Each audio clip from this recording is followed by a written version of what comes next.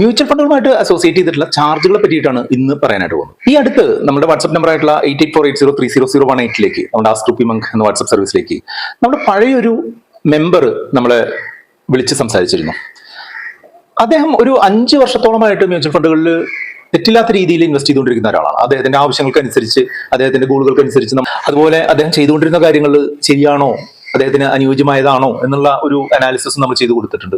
അപ്പൊ അങ്ങനെ ഒക്കെയുള്ള ഒരു ലോങ് ടേം ആയിട്ടുള്ള ഒരു റിലേഷൻഷിപ്പാണ് ഞങ്ങൾ തമ്മിലുള്ളത്. പക്ഷേ അദ്ദേഹം ഈ 5 വർഷമായിട്ട് ഇൻവെസ്റ്റ് ചെയ്യുന്ന ഒരാളായിട്ട് പോലും അദ്ദേഹത്തിന് മ്യൂച്വൽ ഫണ്ടുകളുടെ ചില പ്രത്യേക ചാർജുകൾ, ചില പ്രത്യേക കണ്ടീഷനുകൾ എന്താണെന്നുള്ളത് കൃത്യമായിട്ട് അറിയില്ല എന്നുള്ളത് അദ്ദേഹമായിട്ട് സംസാരിച്ചപ്പോൾ മനസ്സിലായി. നമ്മൾ ഏതൊരു ഇൻവെസ്റ്റ്മെന്റ് നടത്തുകയാണെന്നുണ്ടെങ്കിലും, അല്ലെങ്കിൽ നമ്മളൊരു സേവിങ്സ് കാര്യം ചെയ്യുകയാണെന്നുണ്ടെങ്കിലും, അതുമായിട്ട് ബന്ധപ്പെട്ടുള്ള ചാർജുകളും അതിന്റെ ടാക്സേഷനും ഒക്കെ മനസ്സിലാക്കുക എന്നുള്ളത് വളരെ പ്രധാനപ്പെട്ട കാര്യമാണ്. കാരണം എന്താണെന്ന് വെച്ചാൽ അത് നമ്മളുടെ ഇൻവെസ്റ്റ്മെന്റ് റിട്ടേണിനെ വളരെ വലിയ രീതിയിൽ സ്വാധീനിക്കുന്ന ഒരു ഘടകമാണ്. നമ്മൾ ഒരു ഇൻവെസ്റ്റ്മെന്റ് നടത്തുമ്പോൾ അതിന്മേൽ വരാവുന്ന ചാർജുകളും ടാക്സുകളും മനസ്സിലാക്കി ഇൻവെസ്റ്റ് ചെയ്ത് കഴിഞ്ഞാൽ നമ്മൾക്ക് നമ്മളുടെ ഇൻവെസ്റ്റ്മെന്റുകളെ കൃത്യമായിട്ട് അസൈൻ ചെയ്യാനും അല്ലെങ്കിൽ കൃത്യമായിട്ട് ടേക്ക് കെയർ ചെയ്യാനായിട്ട് സാധിക്കും എന്നുള്ളതാണ് എന്റെ വ്യൂ പോയിന്റ്.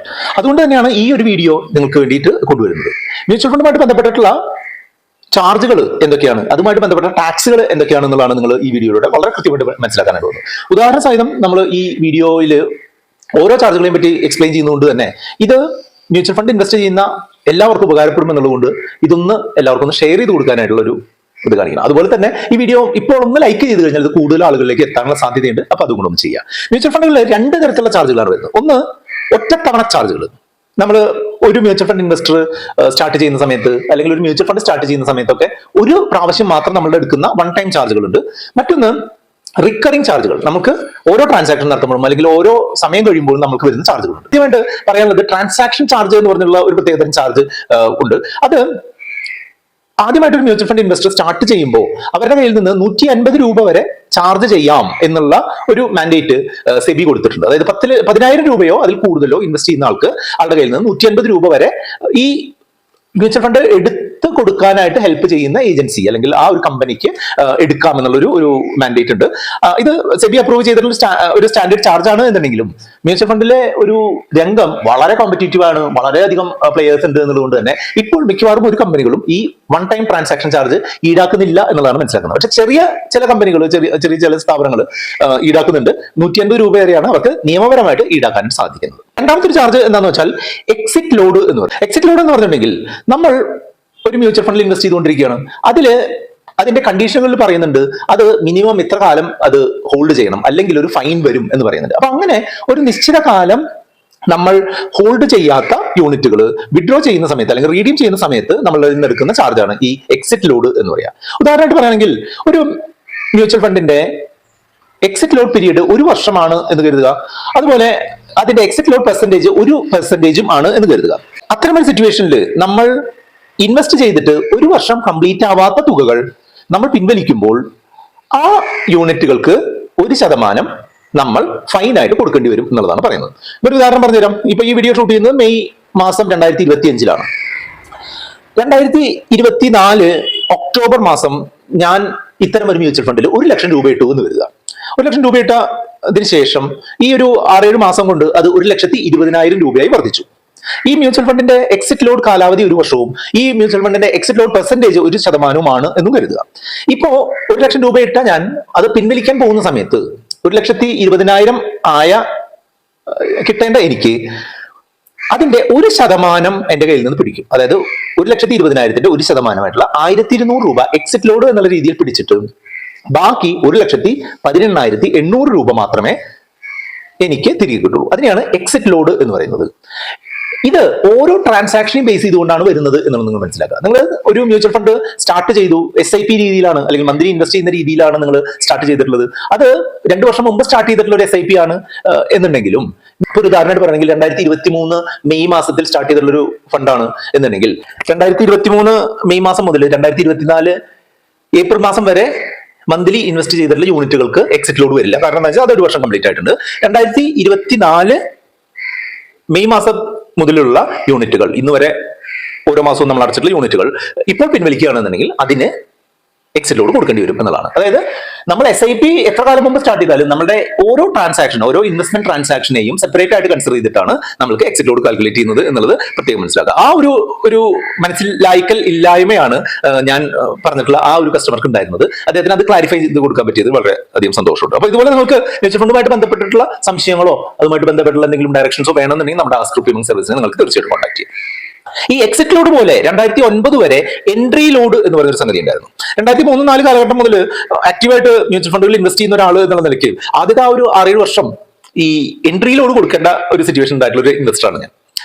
അതായത് ഞാൻ ഇപ്പോൾ ഇൻവെസ്റ്റ് ചെയ്യുന്ന സമയത്ത് ഇപ്പൊ ഞാൻ 1 ലക്ഷം രൂപ ഇൻവെസ്റ്റ് ചെയ്ത് കഴിഞ്ഞിട്ടുണ്ടെന്നുണ്ടെങ്കിൽ ഒരു 500 രൂപ അവർക്ക് കമ്പനിക്ക് എൻട്രി ലോഡ് ഇത് ചേർക്കുന്നതിനുള്ള ഫീസായിട്ടും ബാക്കി 99,500 രൂപ മാത്രം ഇൻവെസ്റ്റ്മെന്റിലേക്ക് പോകുന്ന ഒരു രീതി. അതായത് എൻട്രി ലോഡ് 0.5% ആണ് എന്നുണ്ടെങ്കിൽ നമ്മൾ 1 ലക്ഷം രൂപ ഇട്ടാൽ 99,500 രൂപ മാത്രമേ ഇൻവെസ്റ്റഡ് ആവുള്ളൂ. 500 രൂപ അവര് എൻട്രി ലോഡ് ചാർജസ് എന്ന് പറഞ്ഞ കമ്പനി എടുക്കുന്ന ഒരു സിറ്റുവേഷൻ ഉണ്ടായിരുന്നു. പക്ഷേ ഈ പറഞ്ഞതുപോലെ നമ്മളുടെ മ്യൂച്വൽ ഫണ്ട് ഇൻഡസ്ട്രി മെച്ചൂർ ആയി വരുന്നതിനനുസരിച്ച് 2009 ഓഗസ്റ്റ് മാസത്തിൽ SEBI, security and exchange board of India, mutual ഫണ്ടിനെ റെഗുലേറ്റ് ചെയ്യുന്ന ബോഡിയാണ്.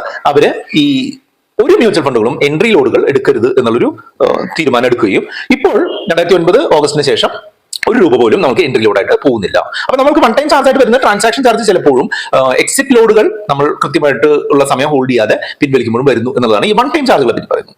അടുത്തായിട്ട് പറയുന്നത് റിക്കറിംഗ് ചാർജുകൾ. റിക്കറിംഗ് ചാർജ് എന്ന് പറഞ്ഞാൽ വീണ്ടും വീണ്ടും വീണ്ടും നമ്മുടെ കയ്യിൽ നിന്ന് എടുക്കുന്ന ചാർജുകളാണ് റിക്കറിംഗ് ചാർജ് എന്ന് പറയുന്നത്. അതിൽ ഏറ്റവും പ്രധാനപ്പെട്ട ചാർജിന് എക്സ്പെൻസ് റേഷ്യോ എന്ന് പറയും.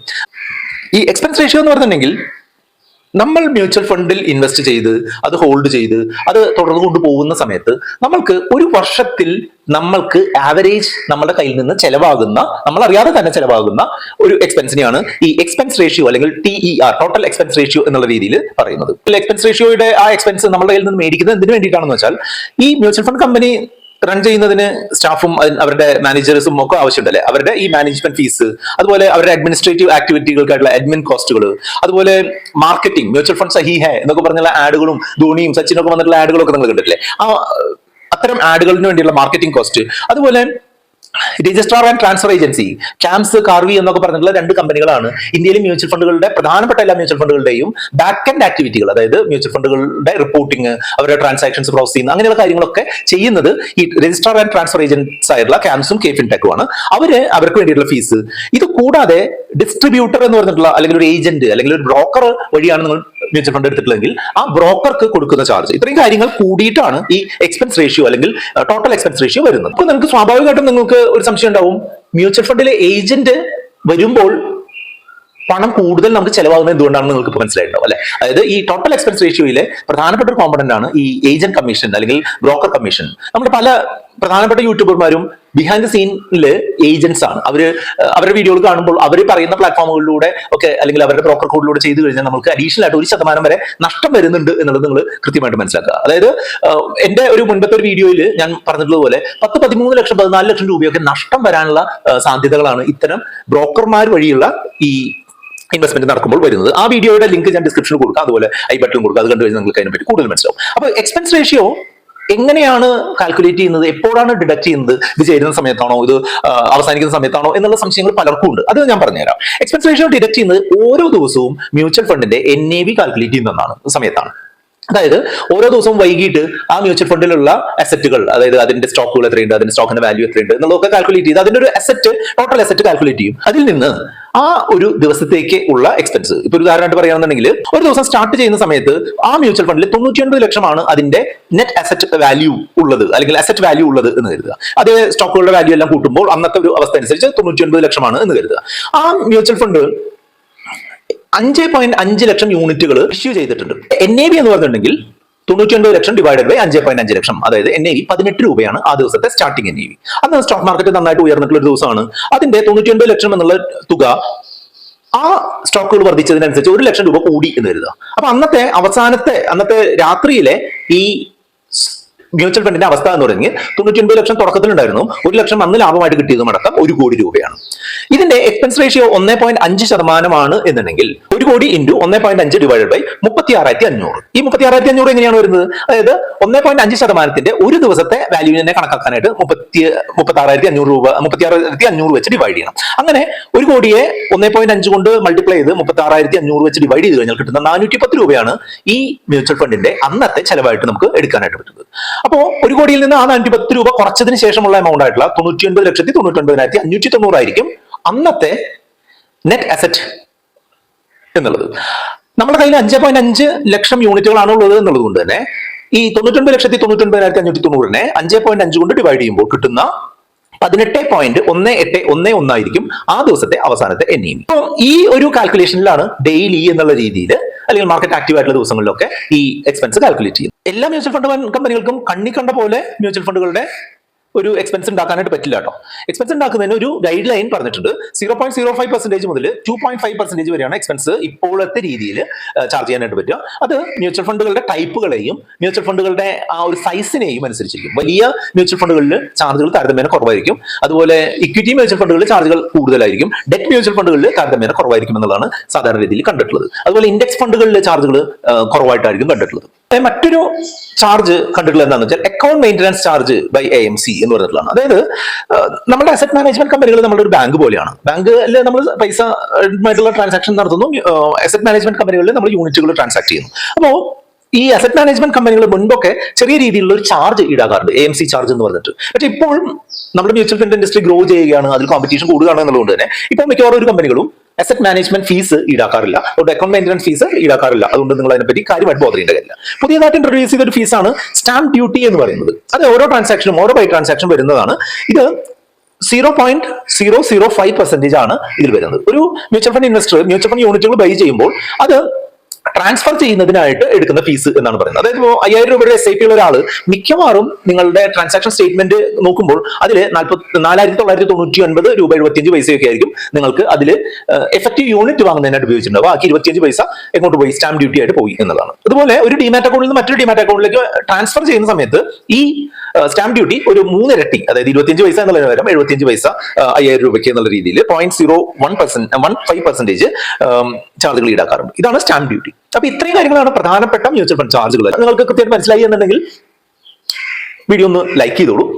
ഇതിനോട് അനുബന്ധിച്ച് പറയാനുള്ള മറ്റൊരു കാര്യം എന്താണെന്ന് വെച്ചാൽ ഇതുമായിട്ട് ബന്ധപ്പെട്ട ടാക്സുകളാണ്. മ്യൂച്വൽ ഫണ്ടുകളിലെ ടാക്സുകൾ മിക്കവാറും ആപ്ലിക്കബിൾ ആവുന്നത് മ്യൂച്വൽ ഫണ്ടുകൾ സെല്ല് ചെയ്യുന്ന സമയത്താണ്.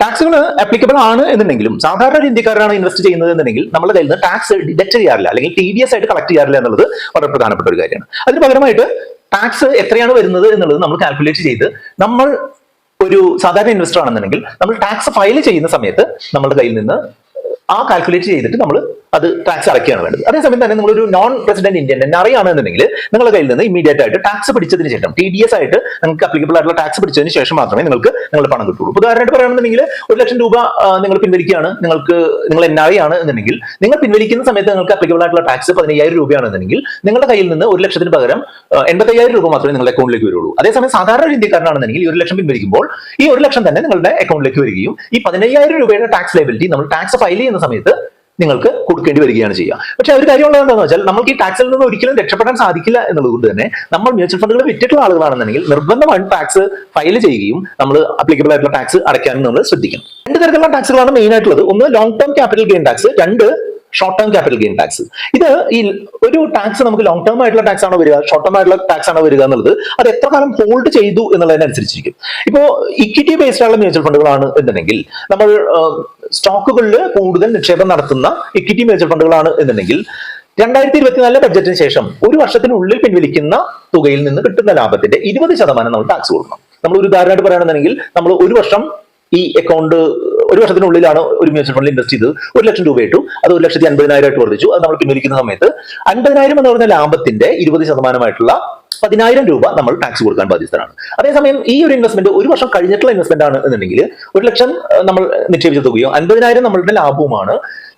അതിന്റെ 12.5% മാത്രമേ long term capital gain tax എന്നുള്ള രീതിയിൽ കൊടുക്കുള്ളൂ. അപ്പൊ 1 വർഷം കഴിഞ്ഞു കഴിഞ്ഞാൽ ഇത് ലോങ് ടേം ക്യാപിറ്റൽ ഗെയിൻ ടാക്സിലേക്ക് പോകും എന്നുള്ളത് കൊണ്ട് തന്നെ നമ്മൾ പരമാവധി മ്യൂച്വൽ ഫണ്ടുകൾ കൂടുതൽ കാലത്തേക്ക് ഹോൾഡ് ചെയ്യാനുള്ള ഒരു റീസൺ ഈ ഈ ക്യാപിറ്റൽ ഗെയിൻ ടാക്സിന്റെ ചെറിയ ഒരു അളവാണ്. ഇത് മാത്രമല്ല, long term capital gain tax നമുക്ക് 1.25 ലക്ഷം രൂപ വരെ ഒരു വർഷം ഒരു പാൻ നമ്പറിലുള്ള ആൾക്ക് ടാക്സ് ഇല്ലാതെ ഹോൾഡ് ചെയ്യാം എന്നുള്ളതാണ്. നമ്മളിപ്പോ ഒരു 10 ലക്ഷം രൂപ ഞാൻ നിക്ഷേപിച്ചു, അതിൽ ലാഭം കിട്ടിയത് എനിക്ക് 3 ലക്ഷമാണ് എന്ന് കരുതുക. അപ്പൊ ഈ 10 ലക്ഷം നമ്മുടെ മുതലും 3 ലക്ഷം നമ്മുടെ ലാഭവുമാണ്. പക്ഷെ ഒരു ഫിനാൻഷ്യൽ ഇയറിൽ എനിക്ക് 1.25 ലക്ഷം രൂപ വരെ ടാക്സ് കൊടുക്കേണ്ട എന്നുള്ളതുകൊണ്ട് ഈ 3 ലക്ഷത്തിലെ ആദ്യത്തെ 1.25 ലക്ഷം രൂപ ടാക്സ് ഇല്ലാതെ നമുക്ക് കയ്യിൽ വെക്കാം.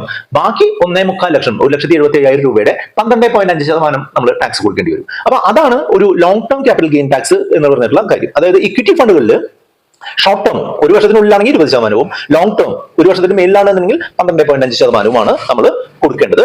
അതുപോലെ ലോങ് ടേം ആണെന്നുണ്ടെങ്കിൽ 1.25 ലക്ഷം രൂപ വരെ നമ്മൾക്ക് ലീഗലായിട്ട് ടാക്സ് സേവ് ചെയ്യാനും സാധിക്കുമെന്നുള്ളതാണ്. അതേപോലെ ഡെറ്റ് മ്യൂച്വൽ ഫണ്ടുകളുണ്ട്. നമ്മളുടെ എൻസിഡികളും ബോണ്ടുകളും കടപ്പത്രങ്ങളിലും ഒക്കെ നിക്ഷേപിക്കുന്ന ഡെറ്റ് മ്യൂച്വൽ ഫണ്ടുകളിൽ ഇപ്പോഴത്തെ നിയമം അനുസരിച്ച് നമ്മൾ കിട്ടുന്ന ലാഭം നമ്മളുടെ ടാക്സ് ലാഭുമായിട്ട് കൂട്ടി ടാക്സ് ലാബിനനുസരിച്ച് ടാക്സ് കൊടുക്കേണ്ടി വരികയാണ് ചെയ്യുക. അതായത് നിങ്ങൾ ടാക്സ് ലാബ് എന്ന് കേട്ടില്ല, 5% ടാക്സ്, 10% ടാക്സ് എന്നൊക്കെ പറഞ്ഞ് നമ്മളുടെ ഇൻകത്തിനനുസരിച്ചുള്ള ഒരു ടാക്സ് ലാബ് ഉണ്ട്. നമ്മൾ സ്ക്രീനിൽ കാണുന്ന പോലെ ആ ടാക്സ് ലാബിലുള്ള എമൗണ്ട് എന്ന് പറയുന്നത് നമുക്ക് സാലറി ആയിട്ട് കിട്ടുന്ന, അല്ലെങ്കിൽ ബിസിനസ് ഇൻകം ആയിട്ട് കിട്ടുന്ന, ഡിവിഡൻഡ് ആയിട്ട് കിട്ടുന്ന, റെന്റ് ആയിട്ട് കിട്ടുന്ന എമൗണ്ടുകളൊക്കെ കൂടി വരുന്ന ആ ഒരു എമൗണ്ടിനെയാണ് ഈ ടാക്സ്, നമ്മുടെ ഒരു ടാക്സബിൾ എമൗണ്ട് എന്ന് പറയാം. ആ ടാക്സബിൾ എമൗണ്ടിന്റെ കൂടെ നമ്മൾ മ്യൂച്വൽ ഫണ്ടിൽ നിന്ന് കിട്ടുന്ന ലാഭം, ഡെറ്റ് മ്യൂച്വൽ ഫണ്ടിൽ നിന്ന് കിട്ടുന്ന ലാഭവും കൂടെ കൂട്ടിച്ചേർത്തിട്ട് പുതിയ ഒരു വാല്യൂ ഉണ്ടാക്കി അതിനായിരിക്കും നമ്മൾ ടാക്സ് കൊടുക്കേണ്ടി വരിക എന്നുള്ളതാണ്. ഫണ്ട് ഓഫ് ഫണ്ടുകൾ, അതായത് പലതരം മ്യൂച്വൽ ഫണ്ടുകൾ, കോമ്പിനേഷൻ ആയിട്ടുള്ള fund of fund, international fund, gold fund മുതലായുള്ള ഫണ്ടുകളിലൊക്കെയാണ് നിങ്ങൾ നിക്ഷേപിക്കുന്നതെന്നുണ്ടെങ്കിൽ 2 വർഷം നിങ്ങൾ ഹോൾഡ് ചെയ്തിട്ടുണ്ട് എന്നുണ്ടെങ്കിൽ നിങ്ങൾക്ക് 12.5% എന്ന് പറഞ്ഞിട്ടുള്ള ചെറിയ റേറ്റിലും, അതേസമയം 2 വർഷത്തിനുള്ളിലാണെന്നുണ്ടെങ്കിൽ നമ്മളുടെ ടാക്സ് ലാബിനനുസരിച്ചുമാണ് ചാർജ് ചെയ്യുക. ഈ ടാക്സുമായിട്ട് ബന്ധപ്പെട്ടിട്ടുള്ള വീഡിയോ കൂടുതൽ വേണമെന്നുണ്ടെങ്കിൽ നിങ്ങൾ ടാക്സ് എന്നൊന്ന് കമന്റും കൂടെ ചെയ്യുക. അപ്പൊ ഇതാണ് ഒരു ഓവറോൾ ആയിട്ട്, ഒരു ഹൈ ലെവലായിട്ട് നമ്മുടെ മ്യൂച്വൽ ഫണ്ടുമായിട്ട് ബന്ധപ്പെട്ട ടാക്സുകളെയും ചാർജുകളെയും പറ്റി പറഞ്ഞു തരാനുള്ളത്. ഇതുമായിട്ട് ബന്ധപ്പെട്ട 2 വീഡിയോകൾ അവിടെ കാണുന്നത്, അത് കണ്ടുകൊണ്ട് നിങ്ങൾക്ക് മുന്നോട്ട് പോകാം.